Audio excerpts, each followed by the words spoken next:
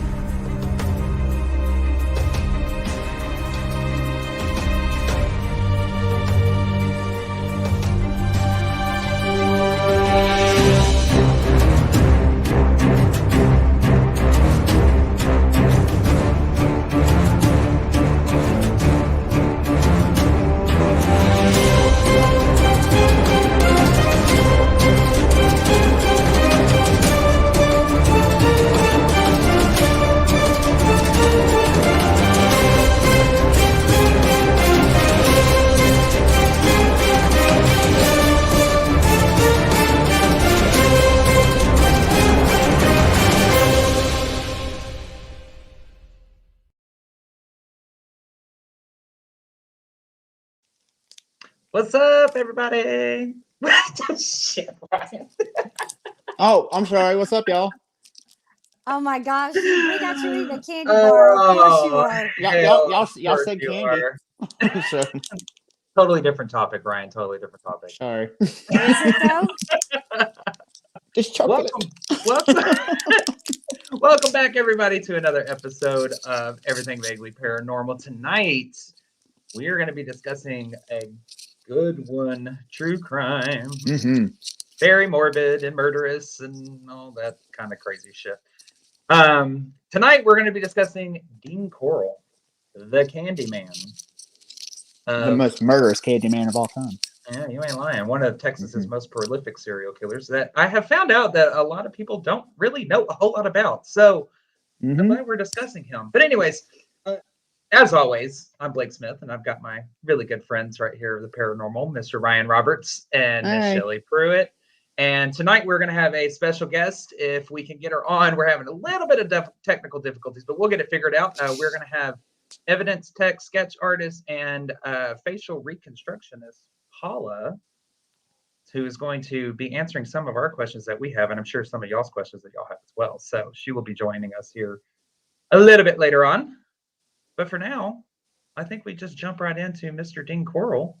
So again, disturbing content warning. We are going to be talking about someone who did some really awful things to kids. So disturbing content warning. Please be aware that we're going to try to leave out a lot of the really more gruesome, grisly details. They've agreed to that for me because I have a really hard time with anything that has to do with a kid getting hurt, and so they're kind of giving me a little leeway here. So it's not their fault; it's mine.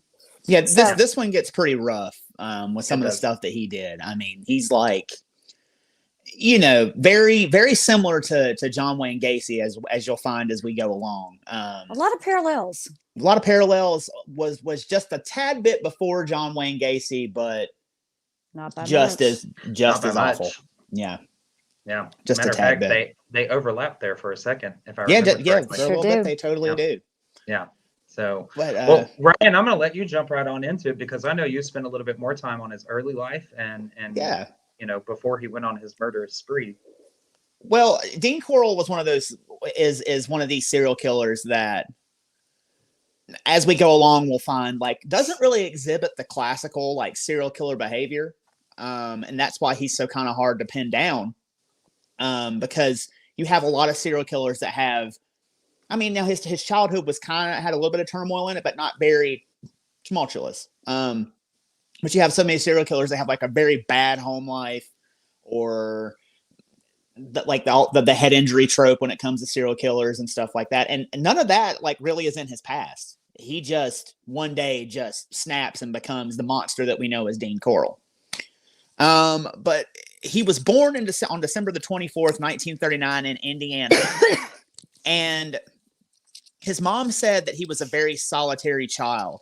She said he kept to himself and didn't really care for other kids all that much. He was just kind of a very inward child. And his father was very strict, but he was not, he was never physically abusive.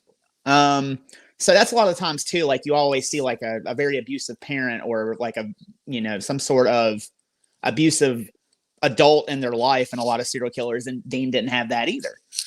But his mom and dad were married and divorced twice actually. And the second time that they got married, they moved the family from Tennessee down to Houston, and didn't last very long. They got divorced. So Dean was sent with his, I believe it was his brother. They were sent back to live up in Indiana, on the farm for a little bit with their grandmother. And Dean's mom and dad divorce, and Dean's mom moves to Vidor, Texas. So Dean comes back down, and at 14, he moved down there with his mother.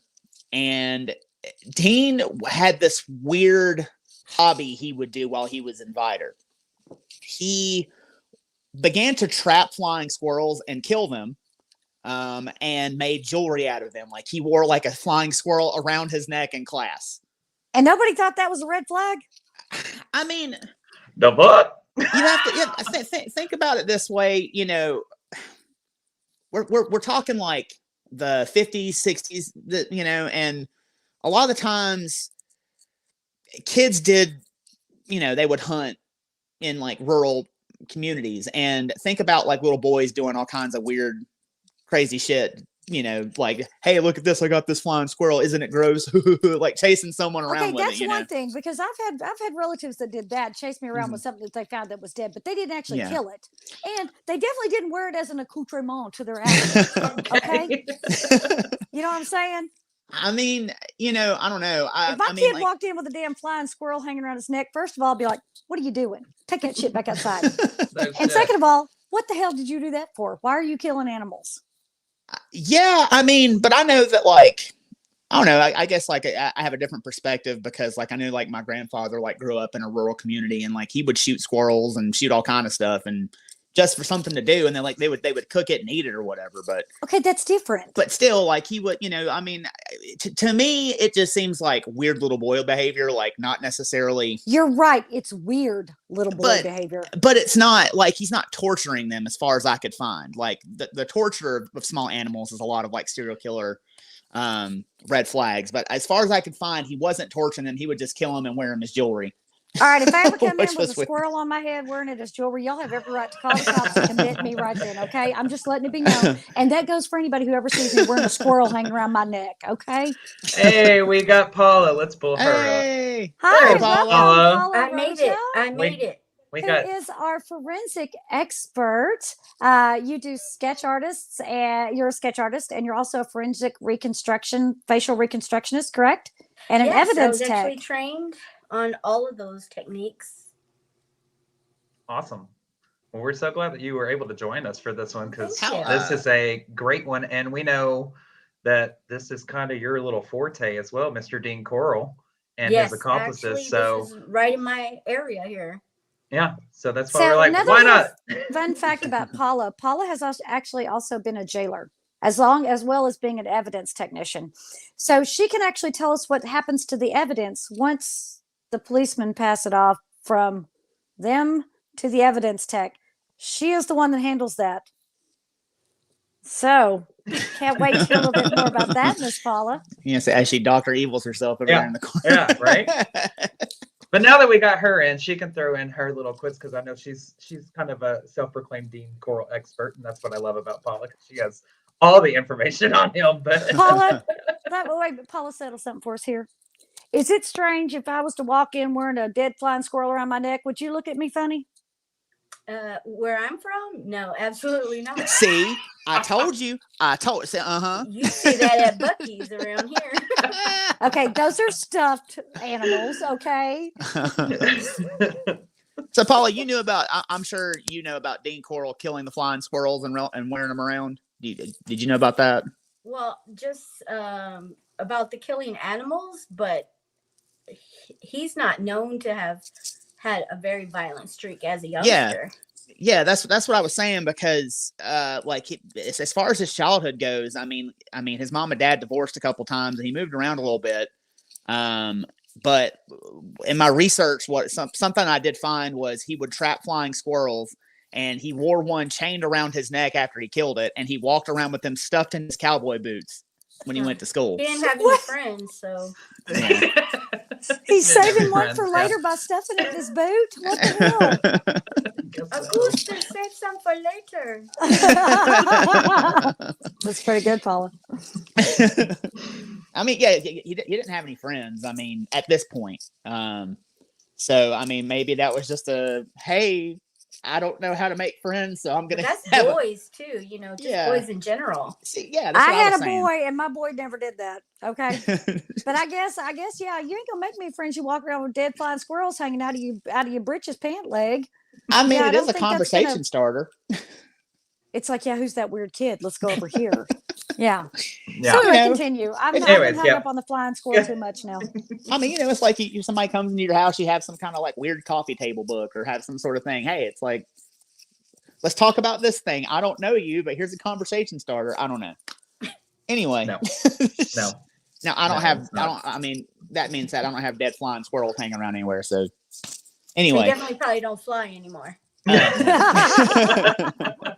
Probably not. So while they're living in Vidor, his mom is baking pies one day, and all of a sudden this traveling salesman comes by and suggests that she start making candy.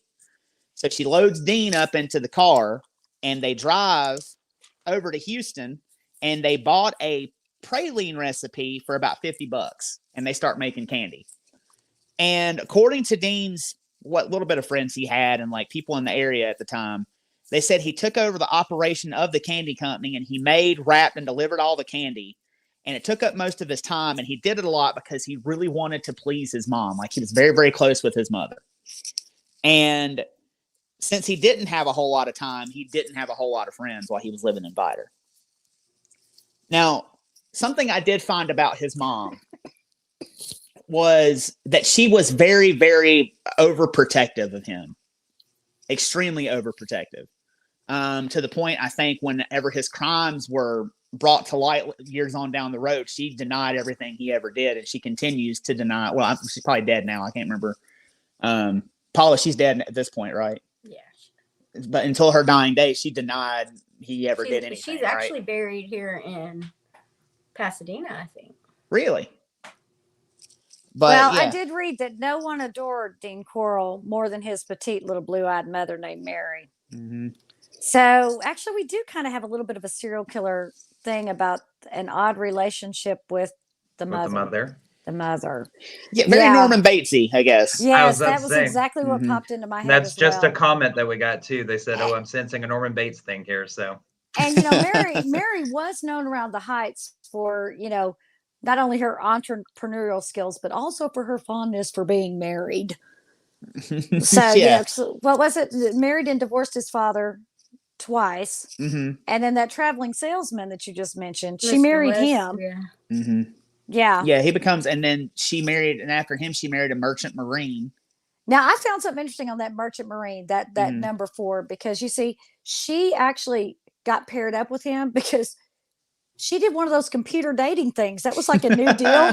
And they fed her information to this computer and it popped out, hey, this is a good match. And she went on a date with him and she married him. It's like, well, damn, what the hell? There is hope for me yet. All right. Oh, hell.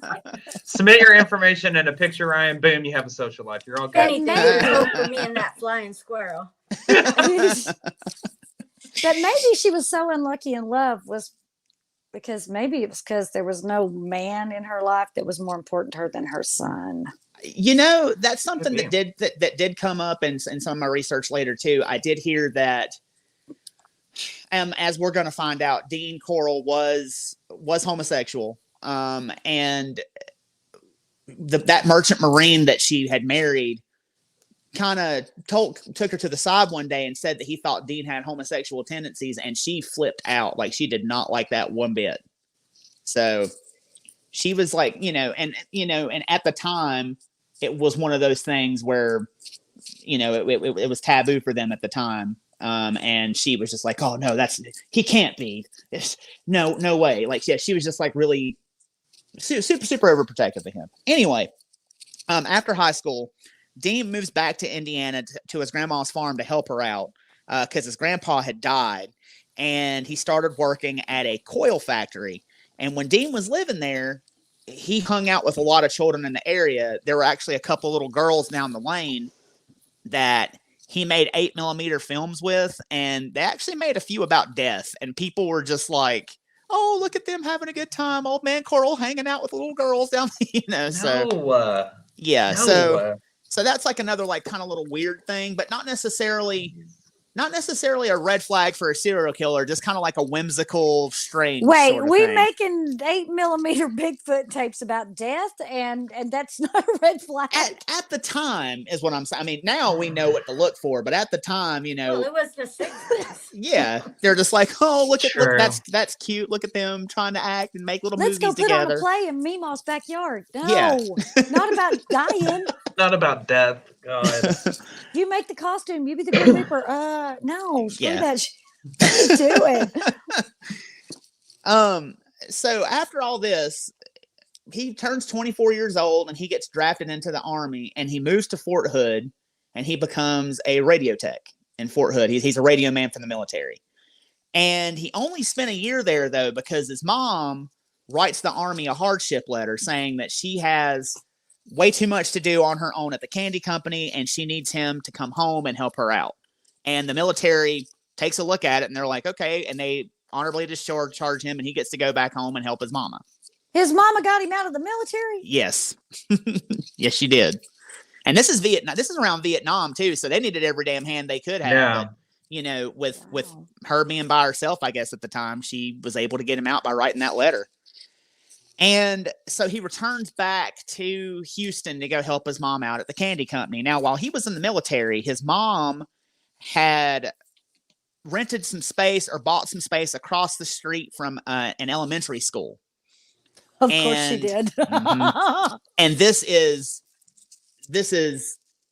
kind of where things kind of started getting a little bit weird, because a lot of the kids that he would give candy to that were coming from this elementary school would end up being some of his victims later on down the line. And since the kids knew there was a candy store across the street, they would line up, and Dean would come out and he would hand out candy to them, and he would give them the irregular pralines or the pecan logs or whatever they had made that day. He would kind of hand that out to them, and they would, oh, he's the Candyman. We love this guy. He's our friend. And Dean actually ended up putting a pool table in the back of the factory, and then teens began hanging out at the factory. And a lot of the workers began to notice that Dean wasn't really into the ladies and became a little bit too giddy and a little too friendly with the young boys that were hanging around, and some ended up working at the factory. And like I said, they thought it was a bit strange. But once again, it's the 60s. Like, no one thinks about that sort of thing. They didn't care. They were just like, they did think it was a bit odd. As a matter of fact, Dean was so enthralled with kids that he once met a woman for a date and showed up in his windowless white van. Van was full of 14-year-olds, and they all went on the date together. like he brought a shit ton of kids on the date with the lady, and she was just kind of like taken aback by it a little bit. But what the fuck? Yeah. So I'm gonna tell you what. If I go on a date, thank you. I was just about to go there. Somebody pulls up in a windowless white freaking van full of kids. No, I'm gonna have questions. I'm sorry. I'm just gonna have questions. Yeah, you gotta enjoy my children's too. It's like I don't care how good you think you are with kids. No, that's creepy as shit. Especially riding around in a white windowless van with a bunch of children. No shit. Oh my god. Yeah, like if some girl shows up on a date with me and brings a bunch of kids along, I'm just gonna be like, I'll call you back. Come on, Ryan, take them to Disney World. Oh hell no. Ain't no crunch snatchers going with me. So it didn't work out. It didn't work out, no. Okay. And once again, like I said, all the boys that were hanging out, some of them started working at the candy factory, and a lot of them were hanging out in that pool room that he had in the back.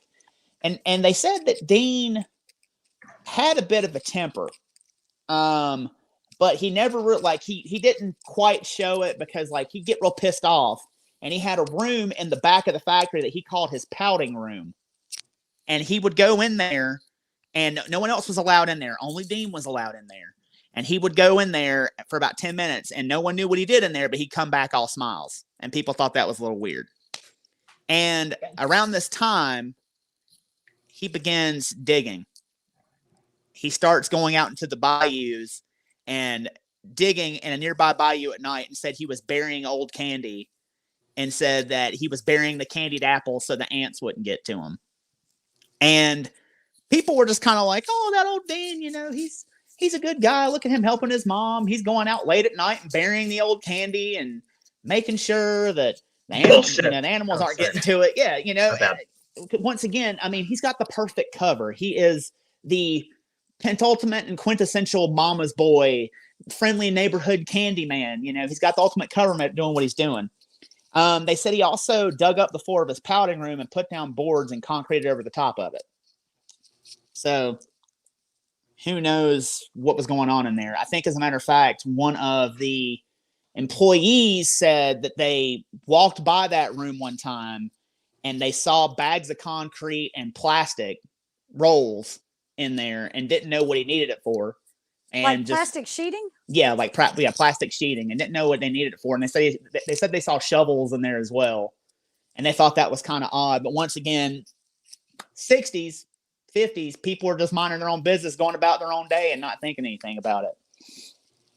And I'd have thought something about it. Yeah, I would have too. Yeah, but I mean, I guess back then people just didn't. Back then, people I don't think knew. I mean, definitely don't know what we know now. Like, I've had this conversation before with people like, oh, back in the old days, we used to leave our doors unlocked and our windows unlocked, and you could go, that was just as dangerous back then as it is now. And what we know now, they didn't know back then. We have the ability and we have the means to get more information than they could and what they had. So we know way more about how these people operate and what they were doing. And so we know what not to do. But back then they just didn't really think about it. So after this starts happening, his mom marries that merchant marine. He was abusive, and she was fighting with him all the time. And one night she hides out at the candy factory. He found out that she was there and sent a dozen roses to the candy factory and told her that Houston would have the prettiest funeral anyone had ever seen unless she came home. So she's like, I got to get the hell away from this guy. She divorces him and decides she's going to move to Colorado to get away from him. Now, wait a minute, right now. She didn't just divorce him because he scared her. She consulted her psychic. And apparently, I found this too. Apparently, she was a big fan of the psychics in Houston. And it was actually a psychic that told her that she needed to get away from this abusive guy as fast as she possibly could, and not just get away from him to get out of town. So apparently, that psychic should have told her something else. Yeah, Yo, that it's psychic going was going on. down. Wrong message. Yeah, exactly. If you're going to tell me something I need to know, I can see by this dude's behavior, I need to get away from him. But also, it was funny because with Dean, like you said, he was the good, obedient boy, and she even says that about him, that he had, and she actually blames herself for him never having a normal relationship. She said, something to the effect of he had seen so many broken marriages. And of course, true to form, then she divorces the merchant seaman. So, her fondness for being married and divorced. So yeah, she gets the hell out of town. But apparently, according to a couple of things that I read, that she was big into the consulting the psychics, and they had advised to actually leave the state of Texas. That's actually not the first time. The last time psychics come up in this story, because there are actually some families that use victims that use psychics, and we'll get into that later. But yeah, she should have asked him. Hey, I bet he didn't see Dean Corll coming. No. So she should have asked him about that. But so she decides, she's like, I'm moving to Colorado. Dean, you coming with me? And he just says, no, I'm staying behind. And she shuts the candy company down. So he gets a job as a lineman at Houston Power and Light. And his job is to test the electric. What was that? HL&P. Oh, okay. Yeah. Because it's Austin Power and Light here in Houston. So he does that, and he gets a job testing electrical relays. And he actually moves into a shed across the street from Cooley Middle School at the time. He puts in a black light at the shed, a TV, a stereo, and a primitive alarm system that would flash a red light in his bedroom if anyone showed up unannounced. And wait. Anybody else getting Buffalo Bill Silence of the Lambs thing? And the red light comes on? A little bit. And I was thinking kind of like a demented Pee-wee's Playhouse. Oh my God. I mean, and this is prime real estate for him because he's across the street from a middle school. Yeah. And the kids who went to that school, a lot of the boys would come over and hang out with him. And this is where Dean actually meets his first accomplice, David Brooks. So, but before he meets David Brooks, that's when his first murder occurs. Isn't that right, Blake? Isn't that the kid that was hitchhiking from UT? Koenig was his last name. Conan. Mm-hmm. Yeah. So I don't know what date exactly he moved into the shack, but I do know that he ended up disappearing September 25th of 1970. And he was an 18-year-old who was hitchhiking from I believe it was the University of Texas, and to a place in Houston. But the way that was a weird one to me because he got picked up with his roommate. And his roommate gets dropped off back at, I guess, his parents' house or his house or whatever. And then he's going to take Conan closer to his house, and Conan's never seen again. And he was one of the first bodies that was dug up, correct? He was he was the first one that was unearthed at High Island Beach. Okay. Yeah. And I believe I think that's where he dumped about 4 bodies at High Island Beach, if I'm not mistaken. You're close. I think there was 5 or 6. Okay. I think 6 actually is what it was. Yeah. So he's committed murder, and from what I found in that murder, when he does commit that murder, he uses a lot of plastic and lime and things of that nature. So that tells me if he knew how to dispose of this body, this may not be his first murder. He probably committed several others. And that's probably why he was digging in the freaking bayou in the candy company at night. Absolutely. And Paula, being an evidence tech, do you know of any? I know that there are some unidentified bodies that show up in Dean Corll's body count, but do you know of any other victims that could have been before this particular victim? Have you heard of anything like that? No. Well, and of course, there's nobody to really tell. Although Brooks did know where Conan was. He's the one who led them to that body in High Island. But nothing before. But they are looking, because I don't know if he divulged his, burial places. But the candy shop across from Helms Elementary School was concreted fully because it became an auto shop. So that probably won't get dug up.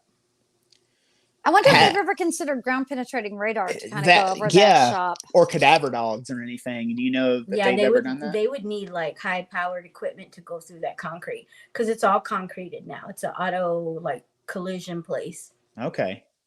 Wow. I wonder if they have anything strange going on over there. We should maybe find out. I know. An investigation. Got any My spooks? car doesn't work. No. Did your car all of a sudden break down, Paula? Don't you put that juju on me. Knocking on wood. Knock on wood. Yeah. No. So yeah, he murders that first victim, and he actually, I believe he met Brooks in 1970. Isn't that correct, Paula? When he met Brooks when he was living at the little shack across the street from the school. Yeah, right by the school. Because I think Brooks was probably what, a 5th grader, 6th grader, something like that. I think he was 12. Yeah, whenever he met. 12. Yeah, he was 12 or 14 in that little he was 12 age and range. Henley was 14, I believe. Yeah, that was the age range differential. And now a little bit about David Brooks is he comes from a broken home. He had known Dean since he was 10 years old, and he started paying. So when Brooks turned 14, Dean started paying Brooks for sexual favors. And Brooks did it, and Brooks idolized Dean because Dean accepted him, and he was the first like adult that was really nice to him because Brooks had problems with his dad. His dad would call him a sissy all the time, and Dean was the first person to, like I said, to ever really be nice to him. And so he was just kind of looking for a father figure and found the absolute wrong one. Mm-hmm. And so Dean moves into an apartment. He moves out of the shed and ends up moving into an apartment. And Brooks actually moved in with him.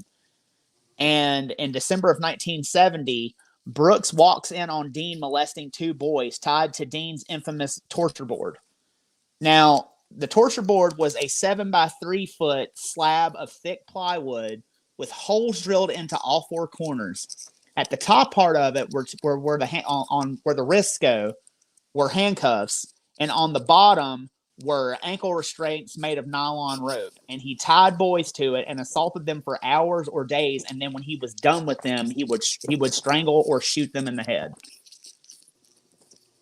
Now, that thing is fucking terrifying. Well, that picture doesn't really do it justice because it's kind of kicked back for the picture, but standing up straight, it is ginormous. And you have seen this in person, Paula, correct? I have seen this board. Yes. And isn't there a little something that you say is interesting about that board in particular? What do you? I'm all. What do you mean? Hasn't there been strange things associated with that board? Well, there's strange things where I'm at, where I work. So we hear things all the time, but that board has actually fell over. It's behind a door, so never do we go in busting in this room where the board is to get in there because it's sensitive material in there. The board has actually fell over in front of the door, blocking us from getting in. And it was really? It's a giant board. How did you fall? Somebody had to either slam it with the door or get it off kilter because it stands behind the door. And it's been that way since we moved into this building and never had an issue. I mean, but it just, man, that, and that also kind of makes it extra creepy because blocking the door so like you can't get in or out. Right. That makes it that much more creepy. So let me go a little bit morbid here. Paula, being that you've seen this board, is there anything like, does it have like blood stains on it or anything like that? Is there, is there anything special? 70s, there's all kinds of marks on it. Yeah. But is there anything special you have to do if it has that kind of stuff on it to preserve that evidence? Is there, I guess what I'm asking is, can DNA still be pulled from that if it has blood on it? Can anything like that be pulled from this board in order to help identify victims in the future? Probably not from that board. Probably not from that because board. it hasn't been preserved like our preservation techniques now. That board should have been covered and probably hermetically sealed. Yeah. But since it went to state's evidence and They viewed it. They took it to San Antonio for Henley's trial. It's been moved around several times because we've been in several buildings since. Yeah. Go ahead. I would say, what if they were able to like cut a sample out of the actual board? Because maybe, do you think DNA could have seeped into like the wood? And like, I'm thinking, I mean, this is kind of morbid too, thinking kind of like how like a cutting board, you know, you have, it's a porous material, so sometimes a certain amount will leach, the blood will get in. Do you think they could do something like that? Well, I can imagine they could do that, but being as many victims as there were, that's probably not a feasible task, even at today's DNA technology. Yeah, because and since 70s, this board has been out in the open, allowed to dry, and hasn't been preserved with the techniques we would have now. I mean, are I know the board itself is there, but are handcuffs and the restraints still attached to this board? Or yes, they are. Oh wow, holy shit! Oh my goodness! Man. Everything's still intact. Rope, cuffs, still God intact. Almighty, man! Like it I am seems like so chilled up right now. I got like the willies. Because it seems like they would have. I mean, I guess now we're talking about 70s police work versus police work today, like you were saying. It seems like they would have taken the handcuffs or the nylon rope and like put it in separate bags for like analysis or something like that. But once again, this is older police work. Then I think they knew what they were doing. Hey, listen, it's going to court. We don't want to mess with it. It's a pretty overpowering sight to see, especially considering what he did with that board. Do you get any weird vibes around it if you're next to it? Not really, but it's almost like when I'm ghost hunting, you know, and I come home, I kind of turn it on, turn it off. I kind of do that at work. Although we've seen, you know, where we think people walk by, not just me, my coworkers. We hear things fall, and we're like, "What?" Yeah, holy shit! It gets wild, but where our building was, it used to be a housing area. So okay. I mean, it would be. I mean, my God, that amount of energy. I mean, you're talking about different types of crimes that are associated with these objects that are inside this room. I mean, my God, that energy just trapped in a room. Yeah, I can imagine. One room within just one room in four walls. I can imagine how that's helping the situation of, you know, like you just said, you see people see things walk by, you hear noises, things fall. I mean, good Lord. Or you get bit. Oh yeah. Bit. Yeah. Been there, got the t-shirt. Yeah, no, that was very interesting because actually I'm very glad you said that, Paula, because Paula actually had sent us a picture the other day. And she was at work and she sends this picture and says, "This just happened to me." And it literally looks as if you had been bitten. Like you can see teeth marks. What were you doing right before there? What were you doing right before then, Paula? I was sitting at my desk. I got up to go talk to a coworker.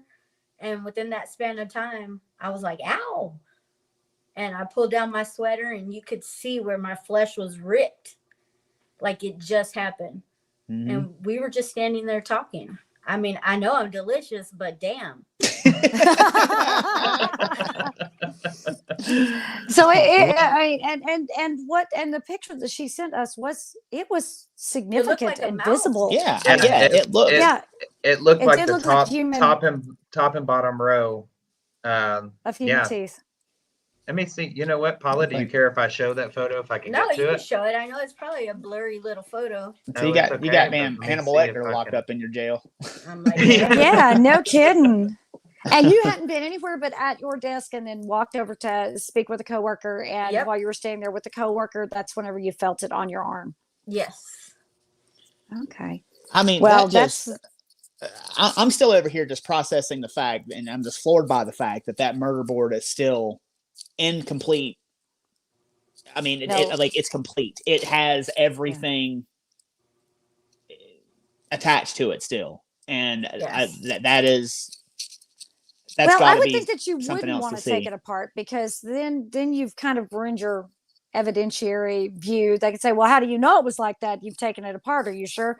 I mean, but I would have thought that they would have sealed it as well. But again, we're thinking in more In modern current DNA. terms, Yes, Yeah. rather than Yeah. in, I mean, you know, I mean, Yeah. at that time of the year, okay, so what was going on at that time? Okay, so Nixon was in the White House, right? You have The Exorcist was like the #1 movie at the box office. They're doing, they're making pioneering moves in heart transplant surgeries. You know, NASA has manned space flights, and they're guiding the Apollo astronauts to the moon. And at that point, too, the Astrodome was still known as like eighth wonder of the world. So there it was, and Oh, I so know. it's one of those things that you know, that's kind of what was going on at that time period. And by the way, there weren't cell phones. There Yeah. weren't cell phones. Yeah. and there Now wasn't there DNA were, really. yeah, there wasn't DNA. Now there were portable phones. There were once those great big brick phones that Yeah. were very new and very expensive, like, you know, $500 a minute. Oh, It's yeah. like whatever. And if your parents had one, they were like, "Don't touch that," you know. So that's kind of what's going on now. Now, Ryan, you were saying that whenever Corll was kind of moving around from apartment to apartment. Now, at one point, he moved over near a real snazzy area called the Galleria area in Houston. And what's interesting was that whenever he moved into that little apartment over there, he lived less than a mile from a very prominent, soon to be prominent figure. And that was George W. Bush. He lived a mile from George W. Bush, yes. And of course, at that point, you know, Georgie Jr., he was driving him a, you know, Triumph sports car and chasing women and flying jets for the Texas National Air Guard. So, yes, but interesting enough. And making straight C's in school. I like that Corll guy. On Front Street. He's got candy. But that's interesting because at some point they actually roamed in the same area at one point. Wow. That's I mean, that's you don't really think about like how many historical figures kind of operate in the same area and have crossed paths like that. Yeah. That's really freaking interesting. Here's the picture of Paula's bite. Yeah, you can totally see it looks like somebody just like clamped down. Yeah. Yeah, I can see it's really that. weird. Really, really weird. That's insane. Yeah. But so getting back to to Brooks's story, he sees Dean Corll molesting these two boys attached to this board. And Brooks gets scared and he leaves because he's never seen anything like this before. Now, him and Dean have been doing their little thing, but he's not seen anything like this. And he freaks out and he leaves. And he says he's gone for a few days, but he doesn't really have anywhere to go because he was living with Dean. Dean was kind of like his father figure. So he comes back. And Dean explains to him and says that he was part of a pornography ring. And whenever he was done with the boys that he filmed or whatever he was doing, he would send them back to California. And then he changes the story and said he was a human trafficker.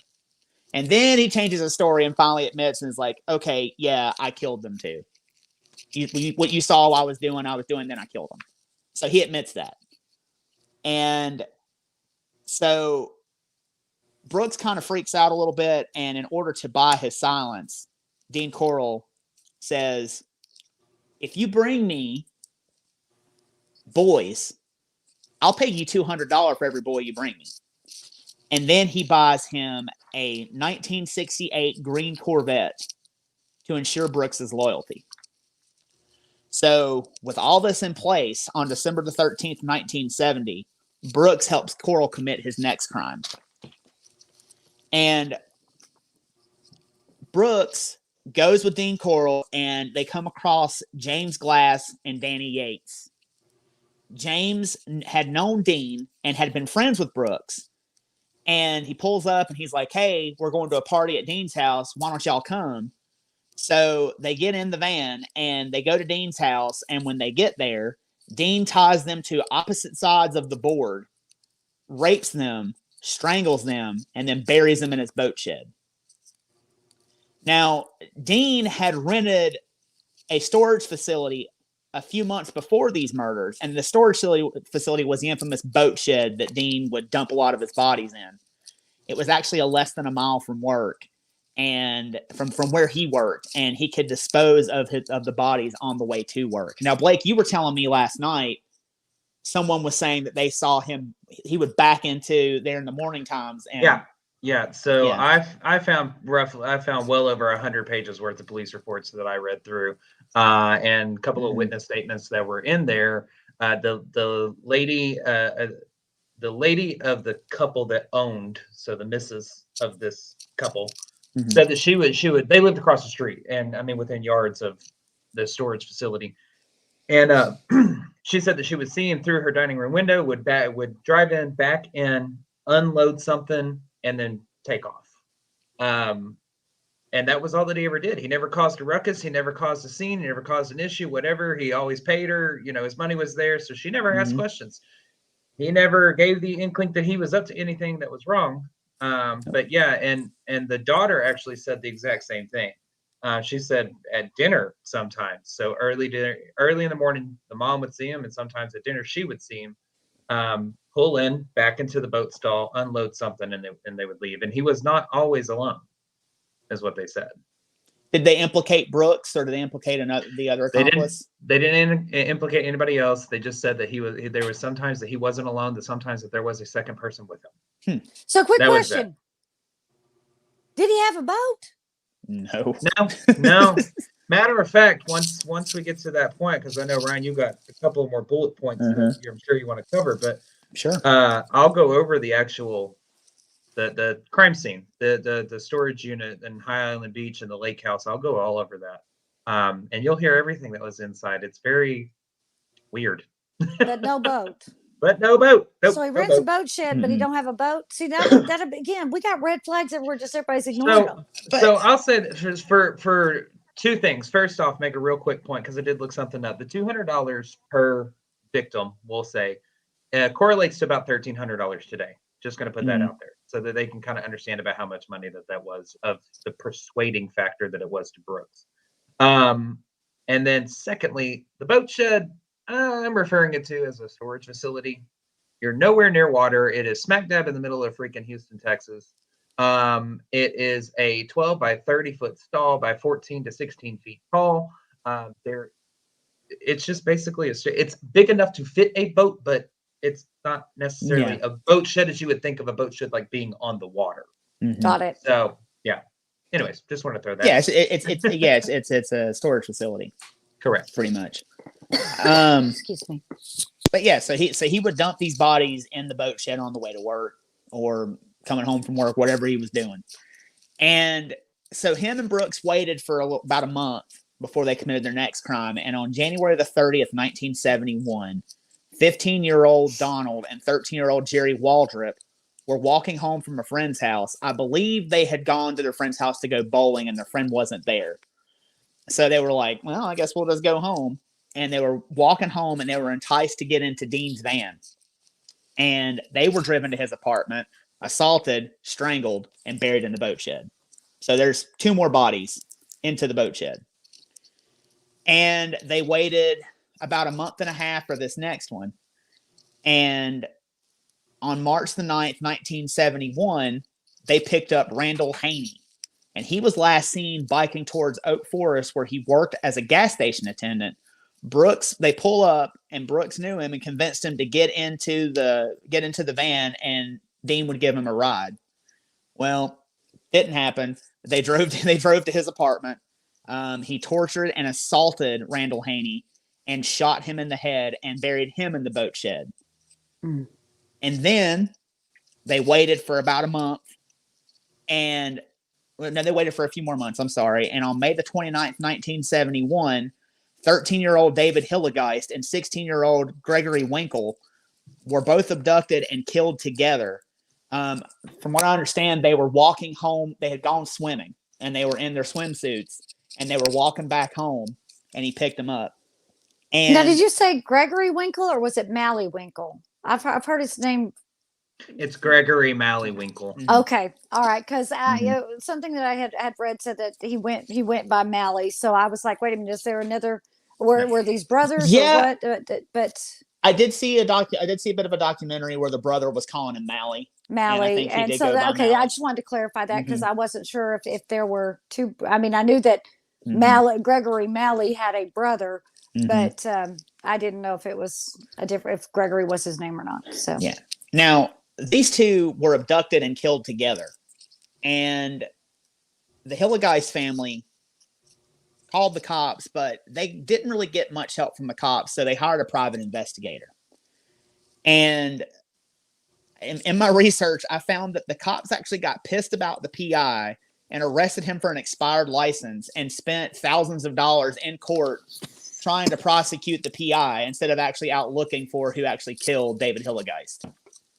And the PI actually continued to search even though the Hilligeists ran out of money. And once again, psychics show up in this story because David Gilliheist,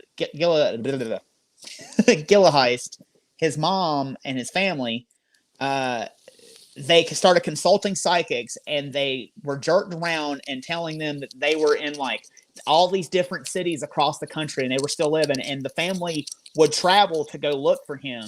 And of course, he was dead at the hands of Dean Corll. And the Hilligeist also never really thought about Dean Corll, but they did know that their son knew him and they hung out together.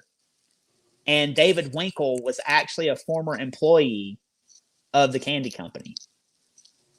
Now, you know,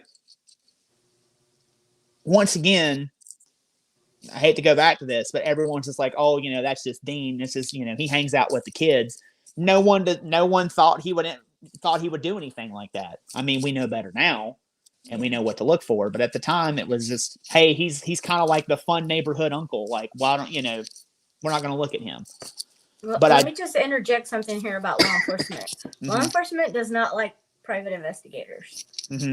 And that's, when I worked in dispatch, we'd have them call all the time and say, hey, I'm set up at this house. Give me the address. And hey, just in case somebody calls in a suspicious person, guess what I would do?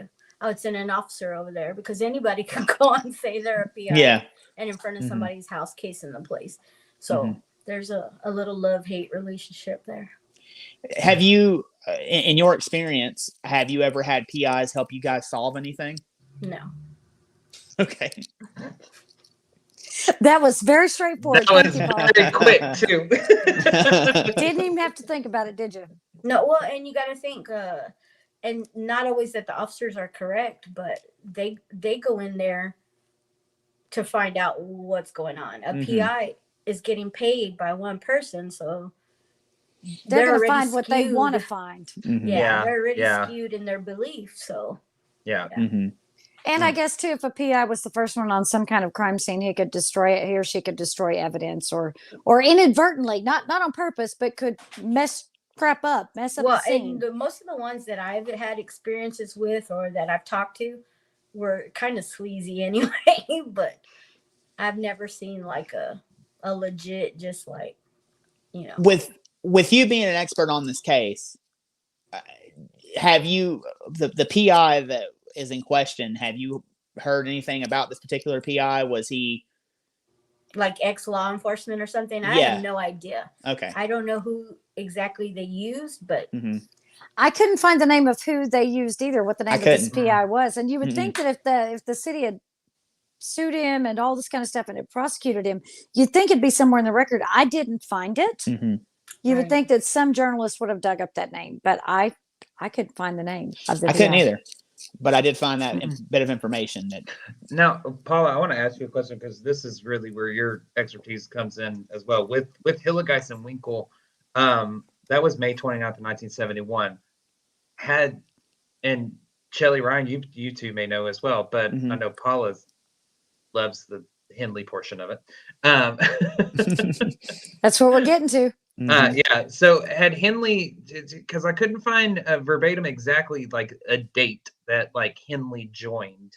So with the Hilligeist and Winkle murders of May 29, 1971, had Henley joined into the trio, into the fold at that point? I don't think so. I don't think Henley got involved even until late 71, early 72.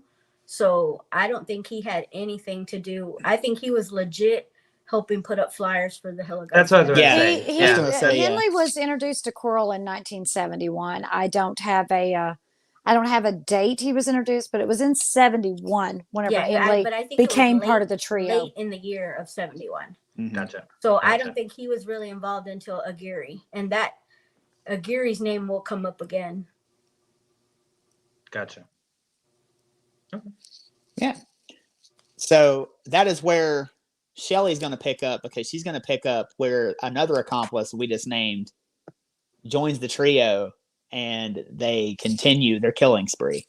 Right. So, well, like you said about the Hilligeist case, one of the neighborhood kids that came to ask about, the Hilligeist kid was Wayne Henley, and he lived a couple of blocks away. And he actually, like you said, helped put up posters and went to help search for the kid and everything. So, and his name was Elmer Wayne Henley Jr. He was born on May 9th in 1965 to, of course, Elmer Wayne Henley Sr. and Mary Henley.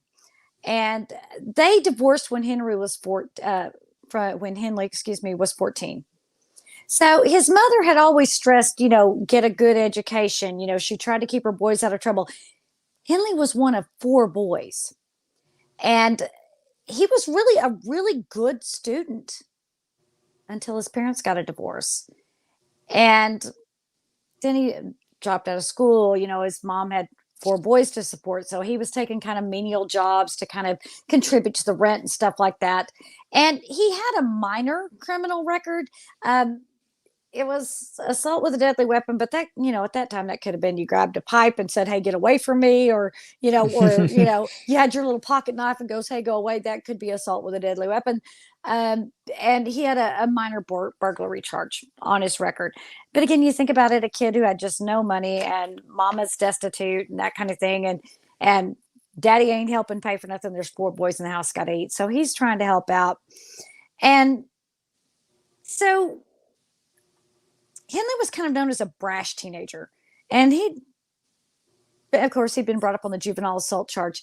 And, he drank beer, and he smoked pot, and he chased girls, and he could usually be found at one of the neighborhood hangouts, like the swimming pool, which that swimming pool seems to be a place where there is still one unidentified body that they called the swimming boy that is still unidentified of Dean Corll's victims. So, but like Brooks, Henley had a difficult relationship with his father as well. And his father would get drunk, physically assault the wife and the children, which is why the parents divorced. And Henley had known Brooks for a couple of years, but he was introduced to Corll in 1971. And Henley was so impressed by Dean Corll. And Henley even goes on to say in an interview that maybe Dean was considering me as one of his next victims, but we hit it off. He was smart. He was clean cut. He was a nice addressed man. He listened to me. He explained things to me. So just like with Brooks, Corll took on this father figure, this very empathetic, caring, concerned father figure role, just as he did it with Henley, just like he did with Brooks, kind of replacing that not so nice part of their life with someone who appeared to be genuinely concerned about him. And he even says, it was important to me. He says, I'll be honest with you. It was important to me that Dean liked me. He was kind. He was kind. Yeah. I mean, it just seems to me, and a lot of the times with some of the victims that disappeared too, like these were kids that no one was really, that no one was missing. When it comes to Brooks and Henley, they were like the outcast, the outsiders. They didn't have anybody really, and they gravitated towards Dean, and Dean used that to his advantage. Right. He was grooming them. As we know, a lot of serial killers do. They groom, and pedophiles groom their victims. And he even went so far as to go over to the Henley's household. Dean Corll did. And whenever he'd go around, Mrs. Henley would invite him to stay for dinner. This woman who was trying to feed 4 boys would invite this older gentleman to stay and have dinner with him. And he got along so well with Henley and his brothers that he just charmed Mrs. Henley. She invited him to Easter dinner. And while he was there, he's like, "Hey, I'll fix your car for her." And he fixes Miss Henley's car. So he's endearing himself to the victim's mother. Or at this point, Elmer Wayne Henley is still a victim. He's being groomed. He hasn't done anything untoward yet at that point. And so Henley tells the same story that Brooks tells about how Corll had said, if you bring me, boys, I'll give you $200. And if they're extra pretty, if they're really pretty, I might pay you a little extra.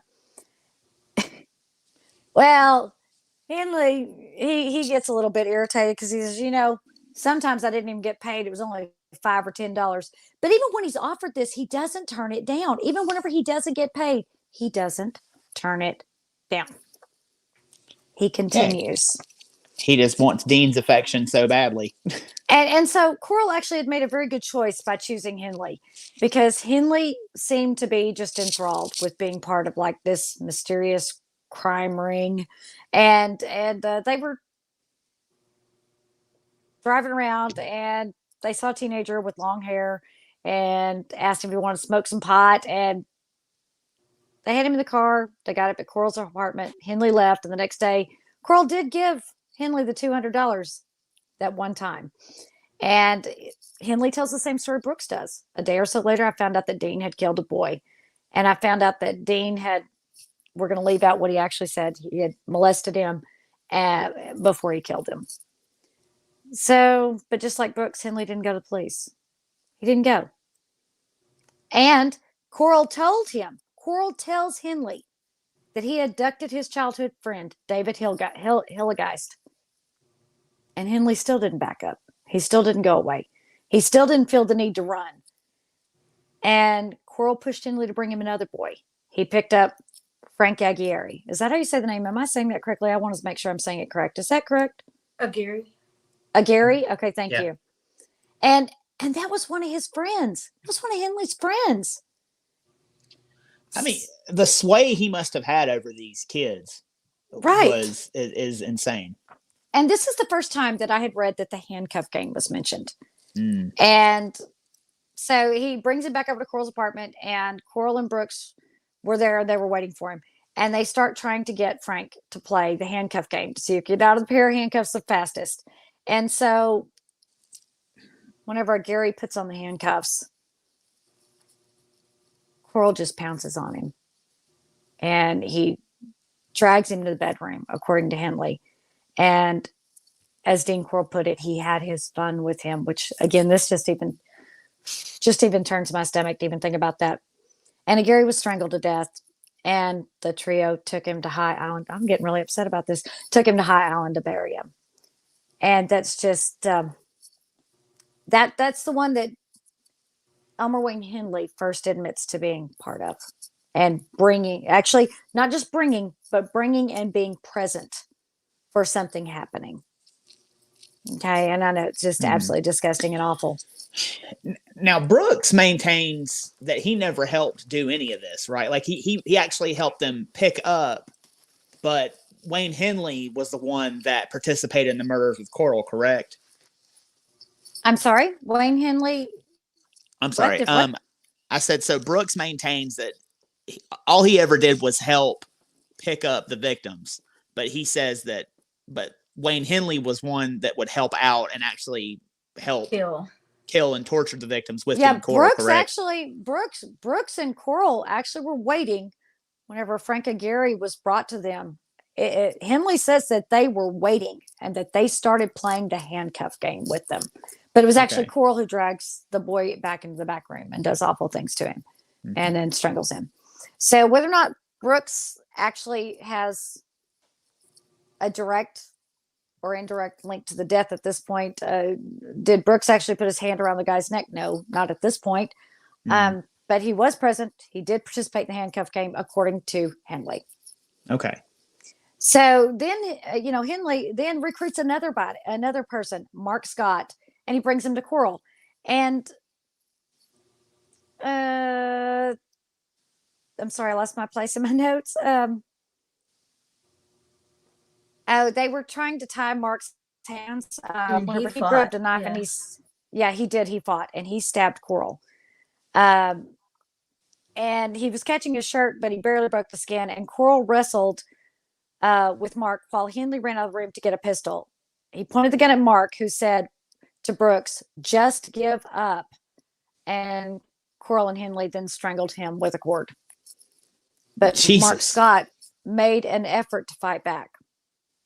Mm-hmm. And so he had actually gone to a party that they had thrown at Corll's house, but he did. But he lures him back there. And this is what is so odd to me, that all of them are lured, and they come off as, "Hey, let's go have a party. Let's go drink some beer. Let's go, smoke some weed. Hey, it's the 70s, whatever, peace, love, rock and roll, and drugs, And this was really just, it amazes me how the same ruse just worked over and over and over. So by late 72, Corll and Brooks and Henley had really become a really fine-tuned killing machine. They had this routine down pat.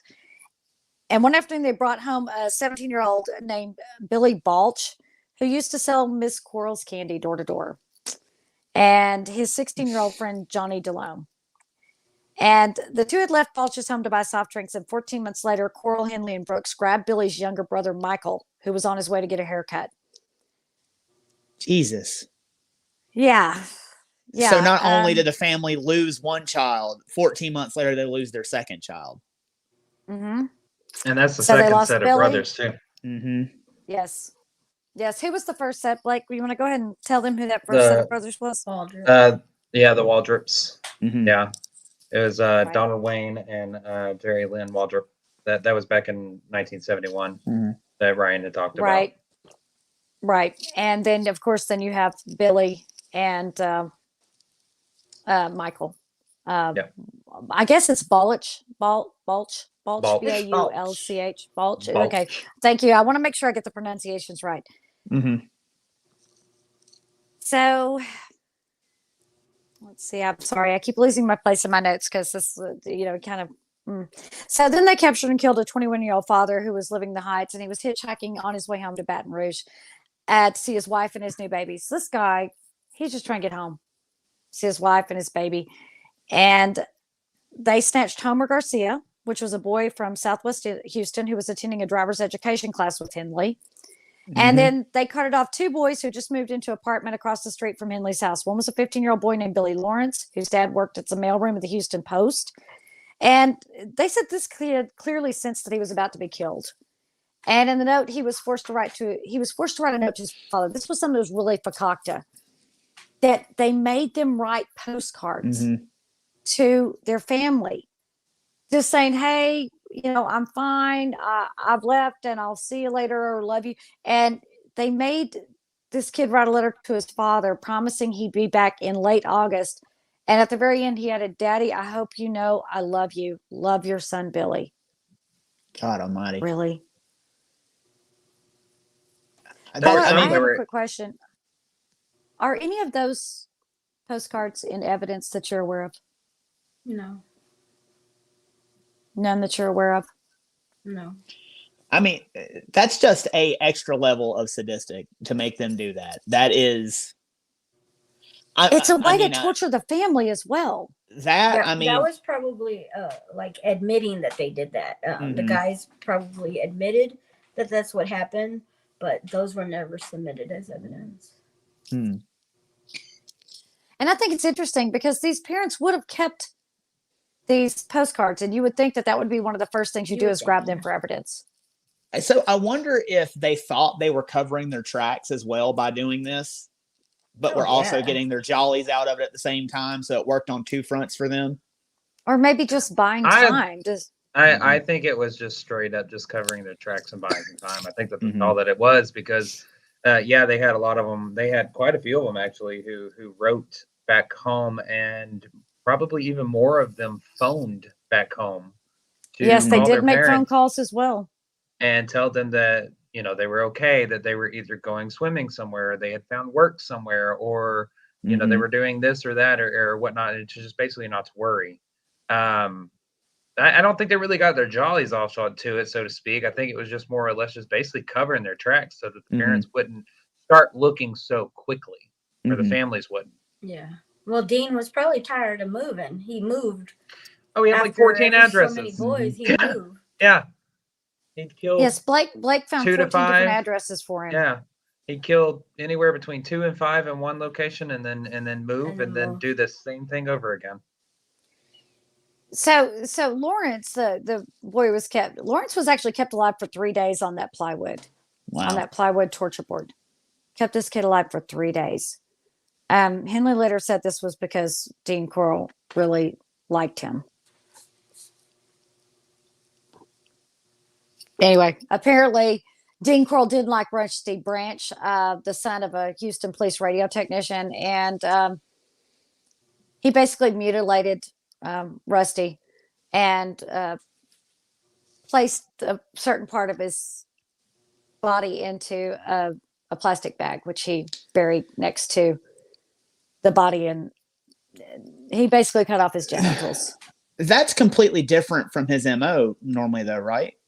That was actually very different because he wasn't Dean Corll, from everything that I've read on him. His MO was not to mutilate. It was to sexually assault, sodomize, and then either strangle or shoot. Mutilation was not something that was in his MO. But and that is the one them, that so. he would torture them. But that is a serious deviation. Torture and mutilation are two really different things. Is there any speculation that it could have been Brooks or Henley that did that? Now, Brooks is having said at some point that Henley was by far the most sadistic of the three. Okay, so what does that actually mean? We know Dean Corll is hardcore murderer, but again, his MO is rape, strangulation, sodomization, and shooting them. So that's pretty sadistic. But what would top that? Perhaps cutting someone's wiener off and throwing it in the bag. Off. Yeah. I mean, emasculation. I mean, it's yes.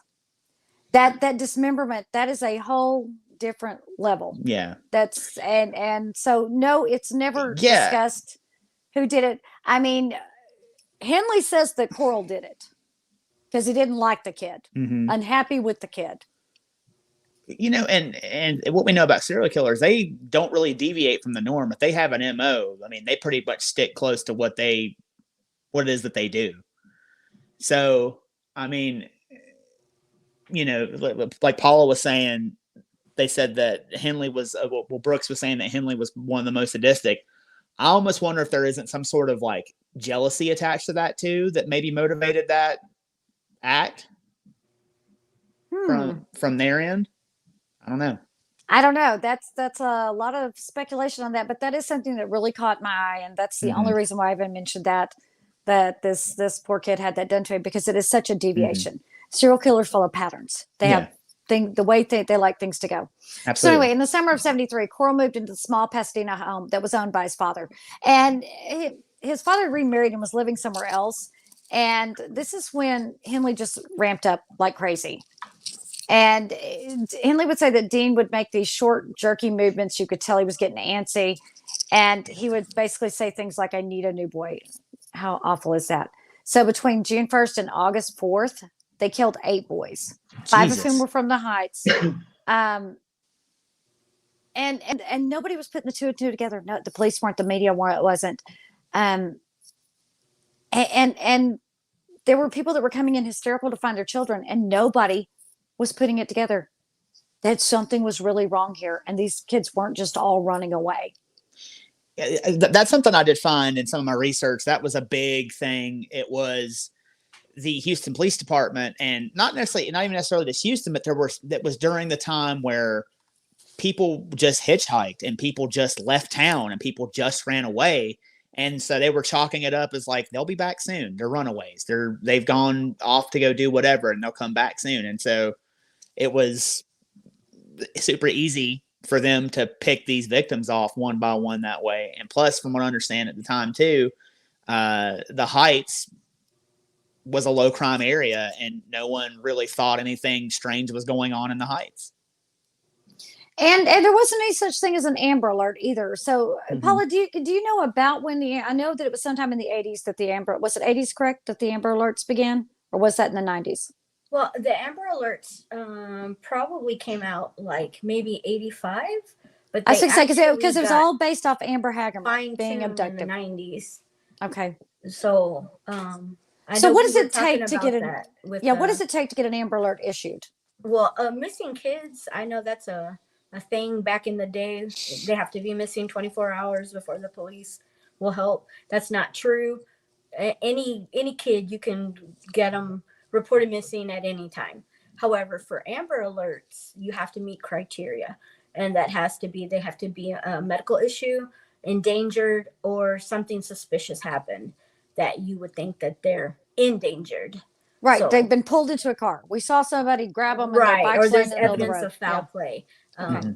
In order for the Amber Alert, it has to meet certain criteria. So, but at any time, anybody can report someone missing, and it doesn't have to be 24 hours. But back then, it was a 24 We do have those frequent runaways. Like there's some kids that will run away 30 times in a couple of months, and so. But you always have to look. You always have to do your due diligence, because just one time you don't, and then they're in a ditch somewhere. Then it's a tragedy. Yes. Okay. So they said that if Corll had been able to maintain his alliances with Brooks and with Henley, there's no telling how long this spree could have gone on, because they weren't showing any signs of slowing down. They had their machine going. It was all working. But that summer, it was Brooks who started to break away. He married a girl after his girlfriend. After she got pregnant, they got married, and they moved outside of the Heights. They just moved out. And he tried to put some distance between him and Henley and Corll. He even tried to enlist in the Navy, but he was rejected because of his low level of education. So I found that he would actually sometimes sleep with a shotgun close by because he thought Corll was coming to kill him. Yeah. Yeah. And then Henley even says that he couldn't leave either, because if he did, he knew that Dean would go after one of his little brothers, who Corll had always liked, as Elmer Wayne Henley put it, a little too much. So finally, here we get to August 8th. And Henley brings to Dean Corll's house a couple of friends. He brings in Tim Curley and Curley's girlfriend, Rhonda Williams, who was a popular girl in the Heights. Everybody knew her.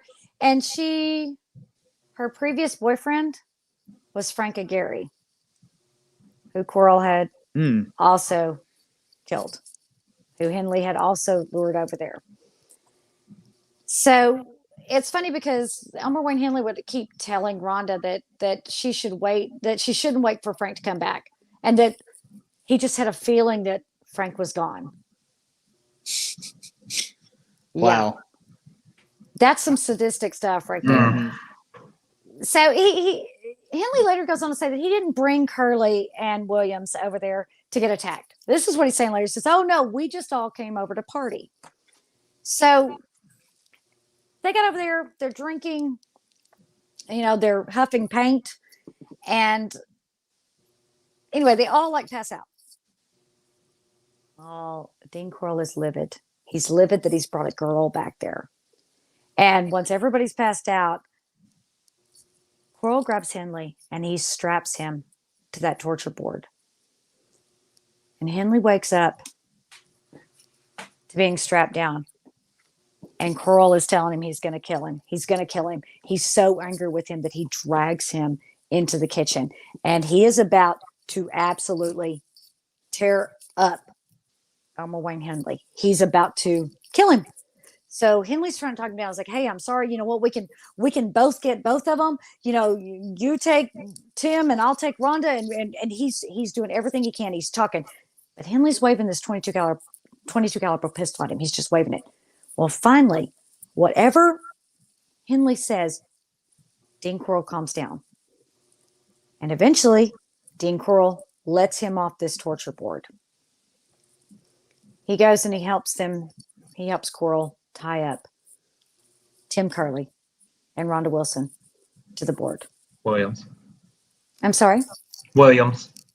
I'm sorry, Williams. I'm sorry. I misspoke. Thank you for correcting me on that, Rhonda Williams. You're fine. I got lost in the story here. And You're good. but so they get him tied up. But while they're tying them up, Dean Corll has to put that gun down. Mm-hmm. Okay, so it's down, and Dean Corll pounces on Tim Curley and begins to assault him. And Henley begins to cut the clothes off of Rhonda Wilson. And Williams, is it Williams or Wilson's? I keep saying her name wrong. Williams. Williams, thank you. Thank you for correcting me. I do this You're all the good. time. I get my names wrong. So he starts to cut off her clothes because Dean Corll has told him to. And she's looking at him going, aren't you going to do anything about this? Can't you stop this? You know, are you really going to do this? And in that moment, she says something in Henley changed. That something was different. And he grabs the gun and tells Dean, you've got to stop. This has gone on enough. You've got to stop. And Corll starts to taunt him. And he's going, you aren't going to do anything to me. What are you going to do with that? You know, whatever. And Henley shoots him. He shoots him and he gets him in the head. And Corll keeps coming at him. And Henley empties the gun into him. And he finally falls. And in watching a documentary that I saw about this, Rhonda tells, and of course she's you know, her picture is concealed. You don't know what she really looks like today. You just had her voice. And she said, I saw something different in his eyes. She said he was truly afraid of him. He was only following instructions. And she said the fact that he thought that someone needed him to step up. She said, I think that's what made the change. She goes, but he saved my life. She said, and Elmer Wayne Henley shot the devil that day. Question. I'll do my best to answer. I can't even seem to get names right because I'm so. And that this is posed to everyone. Do y'all think that when Brooks and Henley got into it, like I said, that they just wanted Dean's affection. They wanted him to like him so bad. But when shit started going down, they thought they were in too deep and they couldn't get away. And that's why they continued to go along with everything that happened. At some point there has to be a thought that crosses your mind. You know, I mean, it's whether it's you can't get away because you're in too deep and you've done too much, or you've been an accomplice to too much, either that or you've seen what this man can do to somebody that he is wants sexual gratification from, let alone somebody who pisses him off by trying to back out of a trio and be this procurer of young boys and men for him. I mean, I'm sure that they would have seen, I'm sure that they would have been very extremely fearful of this man that they had now watched kill countless young men and boys and thought, and well, shit, if I try and back out, not only is it me, but it could also be my family. Yeah, Henley says that if he couldn't leave if he wanted to because he was afraid that he would go after one of his little brothers that Corll seemed to like just a little too much. Yeah. So Henley actually, he's not a hero. He's more like an anti-hero. He's a villain who in this moment, by killing Dean Corll and stopping this sadistic murder, has garnered a slightest bit of redemption, at least in Rhonda's mind. Because Henley in that moment saved her life and Tim Curley's life. But he also, let's not give him too much credit, he also saved his own. Because after that, Corll was absolutely, Corll was going to kill him. He was. So, but then what's crazy is that Henley immediately calls the police after that. And he starts confessing. And the police get over there. And he asked if he could call his mama. And there's a very famous, it went across news stations and out on local news. And it was a reporter that happened to have one of those old brick phones. and they let him use it. And he's like, Mama, I killed Dean. And that's what went out everywhere on all the news, 6 p.m., 5 p.m., 6 p.m. news, I guess. And that's kind of where his confessions begin. Now, Paula, you know a lot more about his confessions. Tell me a little bit about all of his confessions. Well, he sang like a canary. He really did. And at that time, of course, in Texas, he's probably trying to avoid the death penalty. And I think the fact that he did divulge where bodies were and what happened, he was able to avoid the death penalty.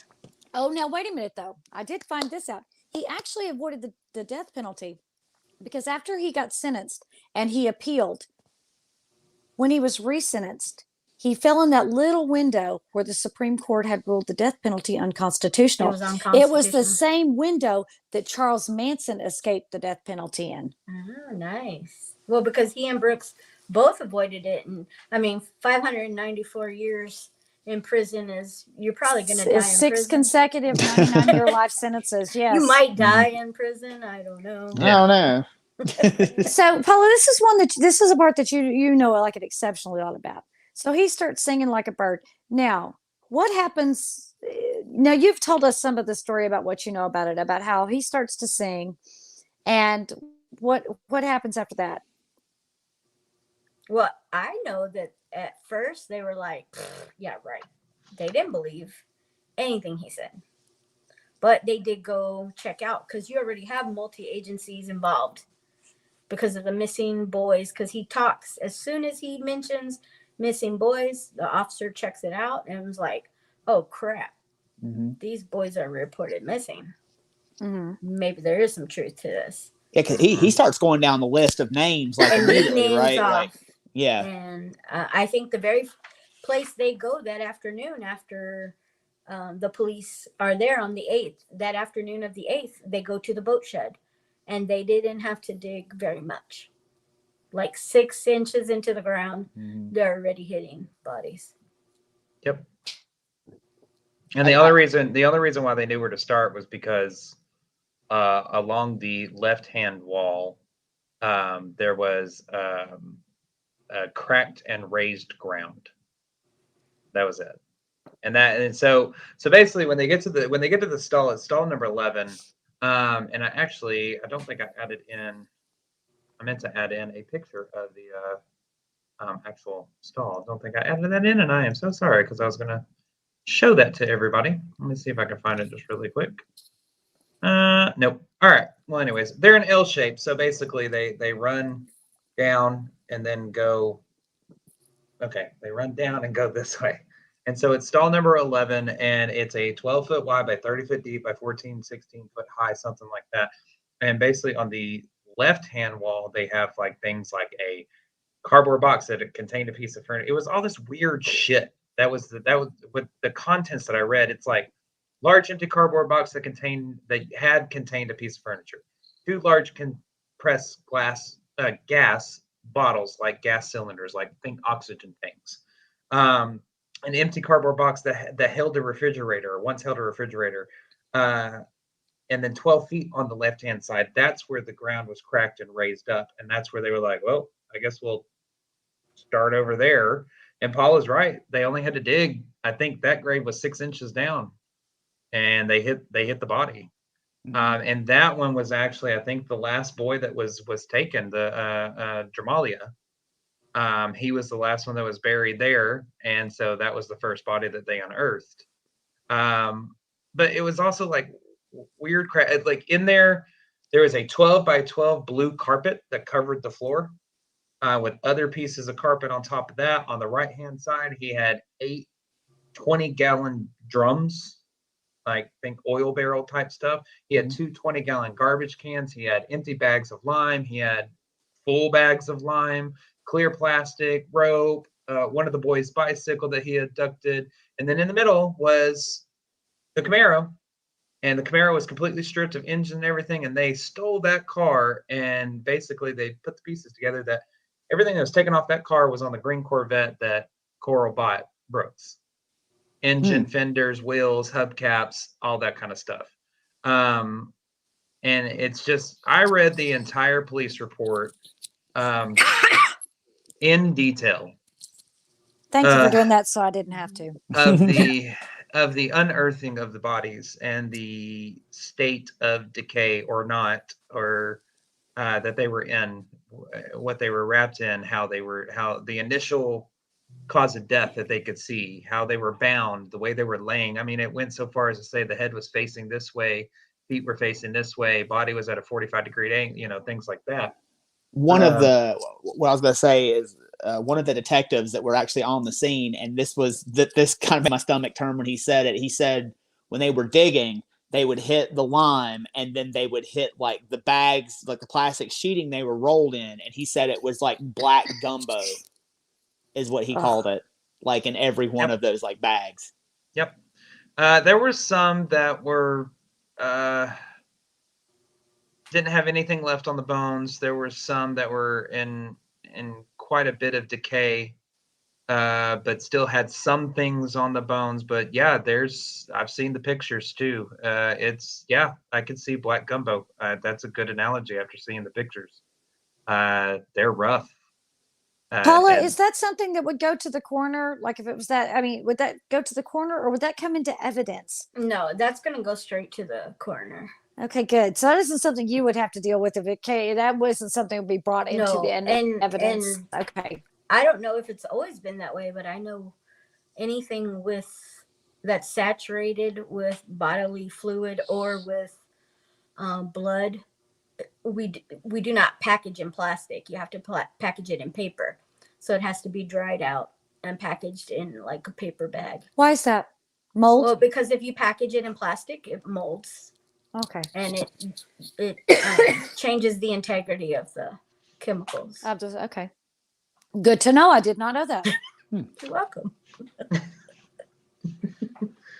But yeah, so the scene at the boathouse was, like Paula said, they didn't really believe him until they started looking at the list of things, and then they went to the boathouse, and once they went 6 inches in, they found the first body, and they kept digging and digging and digging. And I think the first night there were 4 that were unearthed.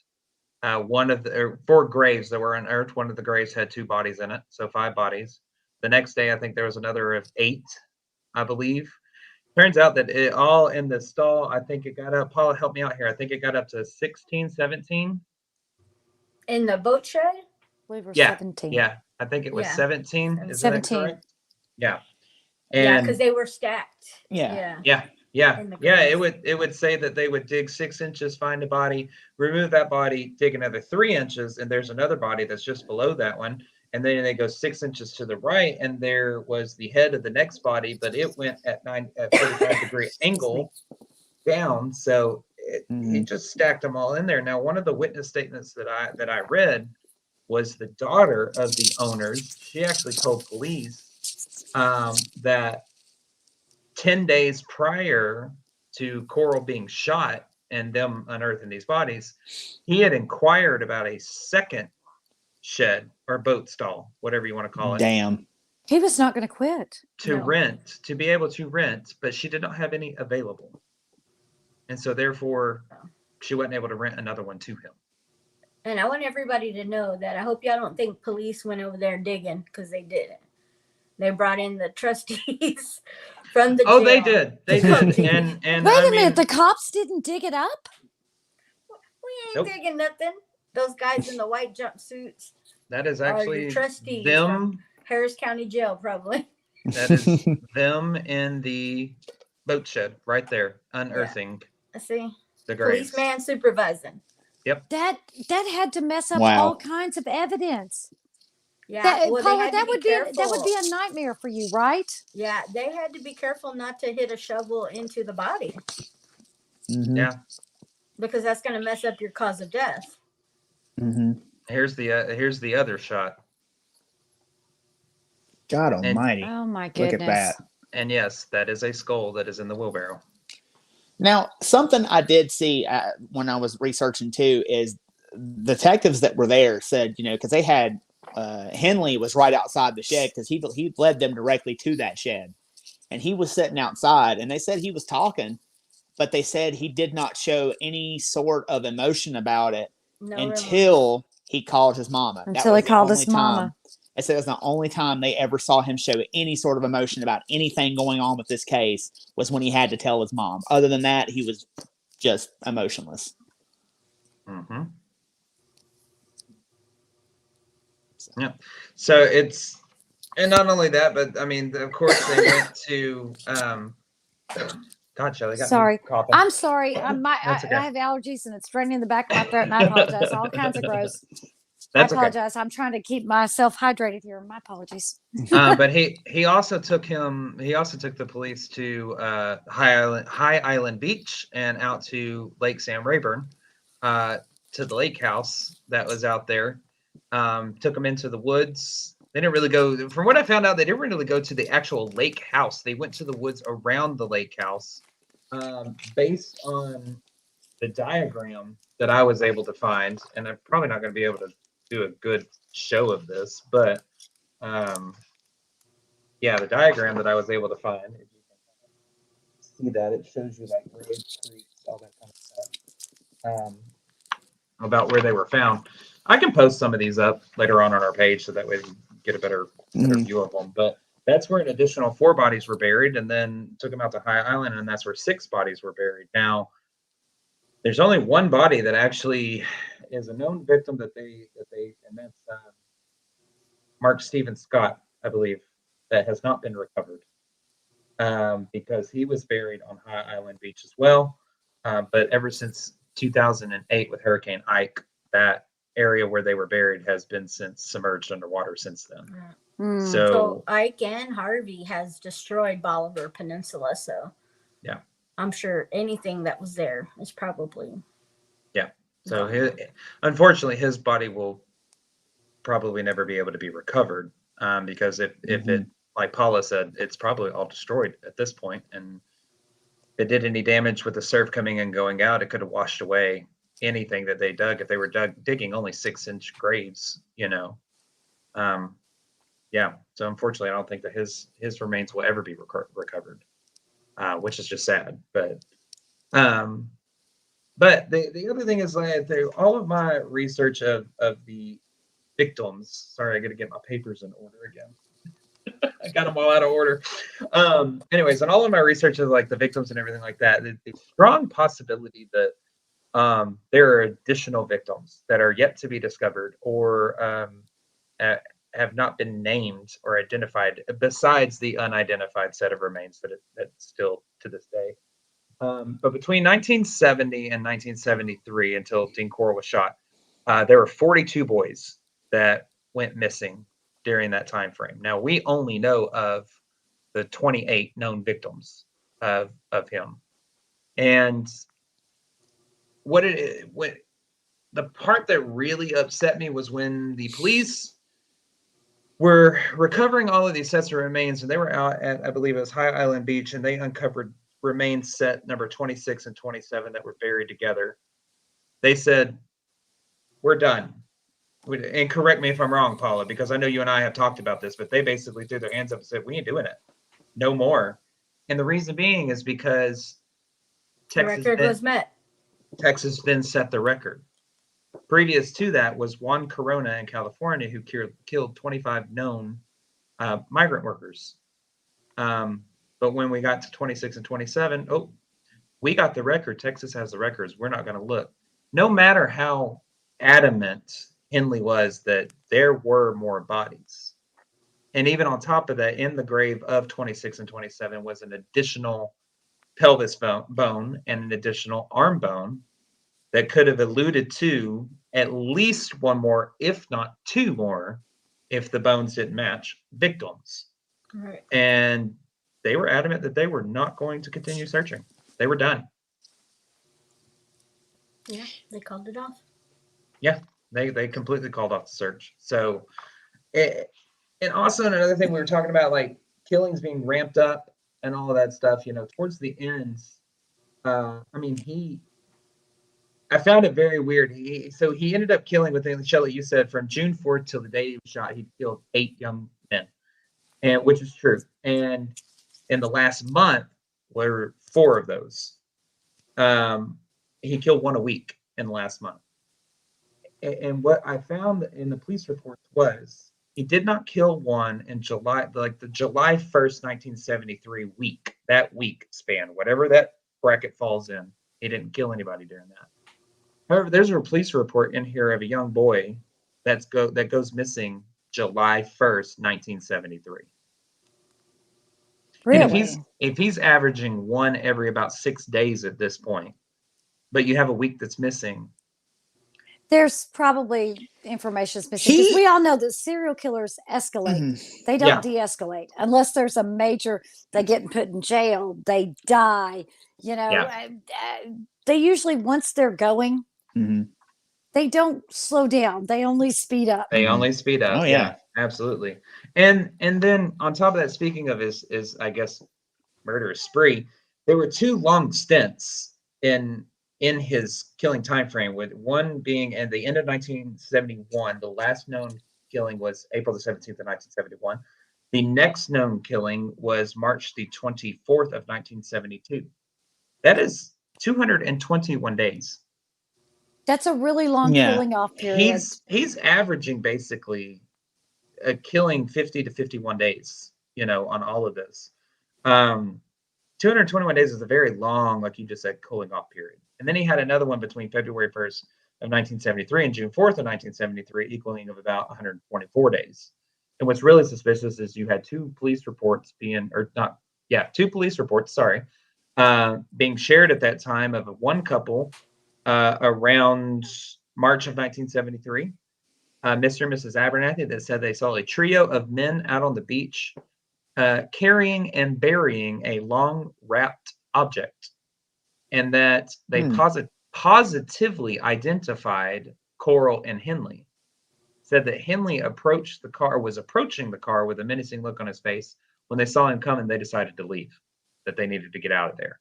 And the only other one that they couldn't positively identify, but said he had long blonde shoulder length hair. Well, I don't know who else has long blonde shoulder length hair. Henley on the left, Brooks on the right. You know, so, and then the same thing was said by another 2 ladies shortly after that in the following month in May.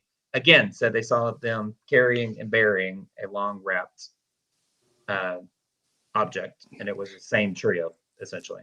There was a guy who said that he, you know, that he could have been a potential victim of Corll in that time, not in that particular time period, but in September of 72, he said he was walking home and Corll pulled up in his car and kept saying, like, let me give you a ride. Come on, get in the car. Let me give you a ride. Let me give you a ride. And he was like, nah, man, I'm good. And he said, come on, man, be a guy. And he said that just kind of struck him weird. And he said, luckily I was an athlete, so I took off running. He said, and I could hear his car circling the block. And I was hiding in alleyways and hiding in, like, you know, so I didn't hear his car anymore. He said, and eventually the car left. He said, well, I think he said about 8 days before Corll was shot, that same car pulls up and Henley and Brooks, who he knew, were in the back seat and there were fishing rods. And they rolled the window down and said, hey, we're going fishing at the lake where he had the lake house, where Corll had the lake house. And he said that he was talking to Henley and Brooks, and Corll, he said, I couldn't see the driver until the driver turned his head. And when he turned his head, he said, that was the man that I recognized that tried to pick me up in September of the previous year. And he recognized me, and he looked at Henley and Brooks and said, we have to go now, and hit the gas and took off. So he was still trying to pick people up. He was still trying to, in that time period, he was definitely still trying to get people. Paula, what are your thoughts? Additional victims? Well, absolutely. And I think he didn't need those 2 youngsters to lure the children. What had he done beforehand? You know, so, but definitely there are more victims out there. And Tim Miller with EquiSearch has reached out to Elroy and Henley and is trying to help him find more of the victims because they know they're out there. That's just crazy to me. Now, Go ahead. 50 years later. No, go ahead, Shelley. Well, I was going to say, Paula, didn't you say that Henley even now is still trying to broker his way into a deal to get parole, because doesn't he come up for parole like every 5 to 7 years? Even though he got life sentences, he comes up. He used to come up every 1 to 3 years. I don't think there's any deal, and I seriously doubt there's any way he'll ever see. But wasn't he saying, I have, if you guys can figure out a way that you can get me out of here, that I can go on parole, but that if he could get benefits bodies or something out of it, there's no witnesses. Brooks is dead. That's because Brooks died in 2019 of COVID. He died, I think, 2020 of COVID. 2020, yep, of COVID. But all Henley has to do is, what is that called? Corpus delicti, produce the body. What is that? Isn't that right? So I think I think you're right. It's corpus something. Yeah. But if he can produce a body, isn't that enough leverage? Do you ever think that they will ever let Henley out on parole? Ever? No. Okay. No. I don't think so. The Dramala family is probably one of the only families that's still alive, and they would fight. Yeah. I think they are the only parents that are still alive. Yes. But Hillegeist, the sister, is left, and I believe she still goes to the hearings as well. Yeah. No, but is he still talking, or is he not about the crime? He has no culpability, and he doesn't like to talk about the past. So he's not like reveling in the recognition of the crime at all. No. Well, he did there for a while. He did because of he had a lot of fans, especially with his art. A lot of people reach out. Well, a lot of people are kind of goofy like that, where they want to marry and support while you're in jail until they get sent home. And then you're like, oh, hell no. He's coming home now. But these days, does he seem from what you understand, does he seem remorseful for anything that he did? Anything I saw where he was talking about anything with the mass murders, there's no remorse in his speech, in his face. He's blank. Wow. One of the things that he said in an interview said, one of the only things I regret is that Dean didn't know how good I killed him. So this was kind of like, and I'm paraphrasing that. He wasn't around long enough to know how good I killed him, or how it just seemed ridiculous. He's not a very bright individual, is he? No, he's a 15-year-old high school dropout. Yeah. Okay. So he was street smart, but not educated in other ways. I mean, in jail now, I don't know. He's probably got a doctorate. I don't know what they do in jail. Oh, yeah, true. Got a lot of time, man. He's got 594 years. What do you? Well, and he's got a lot of time. Yeah, and also at one point, all of his art went on some gallery decided to put his art up and hold an art show, and in a documentary I was looking at on him, he was all proud of it and everything. And he was like, yeah, but then some people got a little mad about it. And, they were like protesting and stuff. But I'm a good artist. It's just like, what? You're focusing on the wrong thing, man. Yeah. And I know that now that they have made those rules where a killer cannot profit from the wares he makes in prison. Well, it can't financially profit from the story at all. I mean, like they can't even sell their story. Any monies earned now goes to compensation for victims, but that wasn't the case for a very long time. Yeah. So, but yeah, apparently he was making him a little scratch. Was very competitive. Henley was, and that even shows in the killing. I think that he was competitive, but I know that the DA had made a statement in one of the videos about. While Henley was on trial in the 70s, later in the 70s, that John Wayne Gacy had been found. And they found all those boys in his crawl space. 33, I think, is what they first recovered. And that Henley was mad because now the record's broken. And he went to the DA and was like, hey, we had more than that. And it was like, really, dude? It's not a competition, dude. Like, what? Yeah, no shit. Yeah. So, and what if there really were more? Why didn't you already say like something? Royalty in jail. Yeah. Oh yeah. I don't know. So you think there are definitely more bodies? Yes. After I think everything, if Tim I'm Miller's with on you. it, he's serious about finding. I'm with you on that. After everything that I read, because I did a lot of the victim research, a lot of it, and the things that came up. There's no way that there's not more bodies. My only question is where? Where would they be? You know, right. I would think that Sam Rayburn is a huge property. That's the only thing that I can think of. Or as well. that bayou he was digging in, or the original candy shop that's concreted over that's a body shop now. See, the candy shop is my first thought. The pouting room. Mm-hmm. Right. Yeah. They checked Lamar. There was no bodies on Lamar. Mm-hmm. Yeah, and that we know of. did they that house that's on Lamar, correct? Was his father's house that he had moved into because his father remarried? There was nothing they there. dug up the entire backyard. So, little fun quip, realtor here. So we're gonna just throw this out there. So they did that search, Paula, in November of 2021. Is that correct on that house? Yes. On 2020 Lamar Drive. So they did that in November of 2021. That house is currently still on the market and has been for 63 days. So it makes me wonder. Is that what you're saying? I accept. Listen, if we hit a sponsorship that would love to send me $185,000 so I can buy King Corll's former house, would love you to Delarissa's pieces. Anyways. He will touch you like an angel.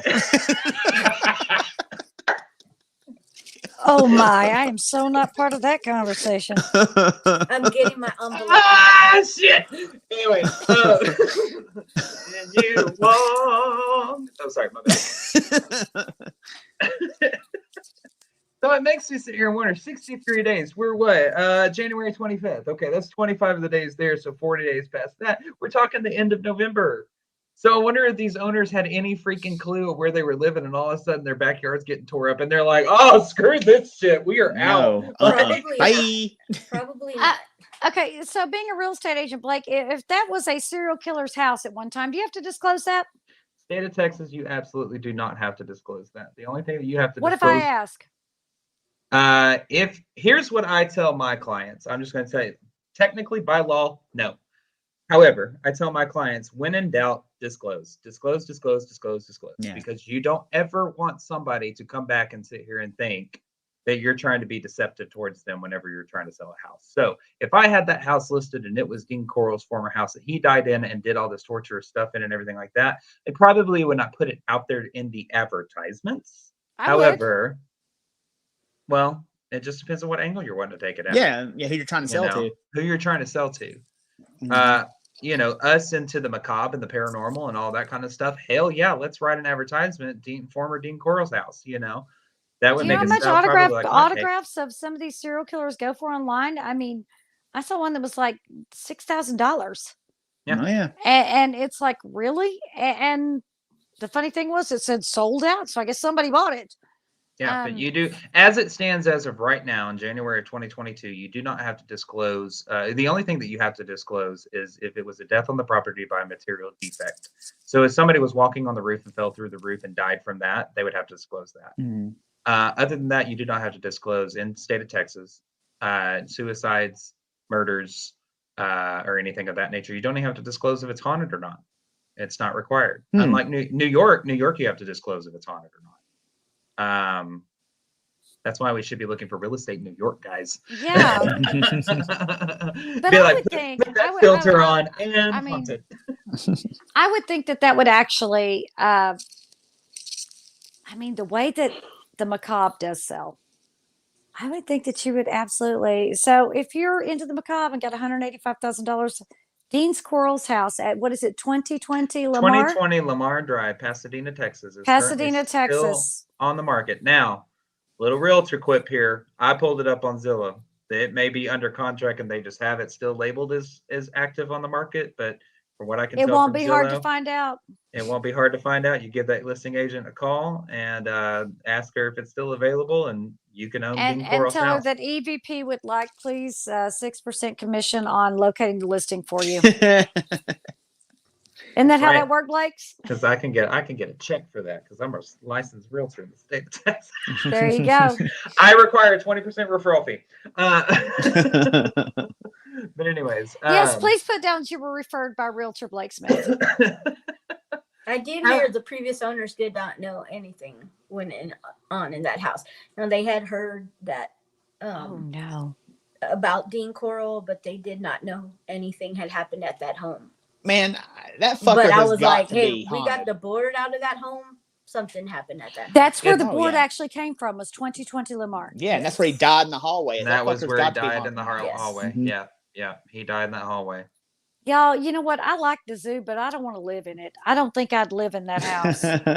Well, so we're talking about New York. You go to that Bronx Zoo where them tigers say, rah, motherfucker, rah. Listen, I'm just throwing this out there because you never know who this would get to. I'm looking for an investor. So if anybody wants to spot some money, that'd be a great little place to throw out some public investigations. Come Yes, it would. investigate. Come investigate Dean Corll's house with us. Please select DVP for all your paranormal investigation needs. Yeah, absolutely. Well, gentlemen and ladies, I'm used to just saying gentlemen, but I'm so glad to have a sister in arms right here. Do we feel like we've sufficiently covered Dean Corll? I have to tell you, thank you so much for not putting up the really macabre photos. I appreciate that. As you can tell, I got upset just reading some of the stuff that he did. I kept getting lost. If you really want to know it, all the stuff is out there. The pictures are out there. You can go and find it.